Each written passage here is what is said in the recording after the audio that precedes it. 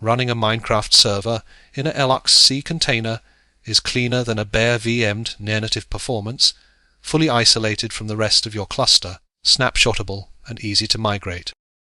This guide covers Fabric 1.20, one with the performance mod stack, Lithium, Starlight and Carpet, plus JVM garbage collection tuning that cuts milliseconds per tick. I'm Hex. Let's build it. Here are the real numbers. On a Ryzen 5 2400G, with 4 GB allocated to the container and 3 GB going to the JVM, the server holds 20 TPS at idle and 19.8 TPS with 4 players connected. Peak milliseconds per tick stays between 14 and 22 at 8 players. RAM usage sits at 800 MB idle and climbs to about 2.1 GB at capacity. These mods make that possible. The performance stack that moves the needle. Lithium handles server-side optimizations across physics, collision detection, and chunk loading. Starlight is a complete rewrite of Minecraft's lighting engine, about 30% faster chunk loads. Carpet adds admin utilities like tick control and the /log TPS command for profiling. One important note, Sodium Iris and Indium are client-side rendering mods. Skip them on the server. One critical heads-up, Starlight's author archived the project in March 2024 and will not update it beyond 1.20. 1. For this guide's target it works perfectly. But if you upgrade to 1.21 or later, you need to replace Starlight with Scalable Lux. The community-maintained successor on Modrinth. Make a note of that now, so you are not hunting for it later when the time comes. Create the container on Homelab 3.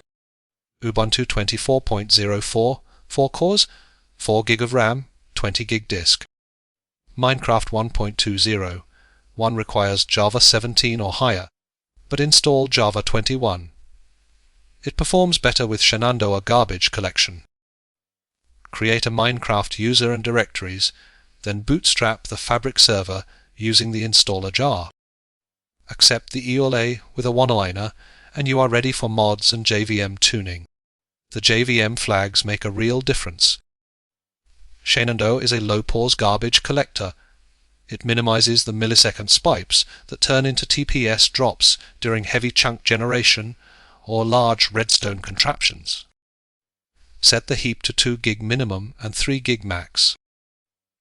Always touch pre-allocates all the RAM up front so Java is not grabbing memory from the OS midgame. Add use NMMA to avoid cross-socket latency on multi-socket setups. Before any Minecraft or mod update, take a Proxmox snapshot of the container. The PC snapshot command creates a point-in-time image of the entire file system. World data, mods, config files, everything. A rollback takes under 30 seconds if the update breaks something. This is one of the best arguments for running Minecraft in an LXC instead of a bare metal or cloud server. It is genuinely that easy. Your Fabric server is live, the performance mods are loaded, and daily backups are scheduled.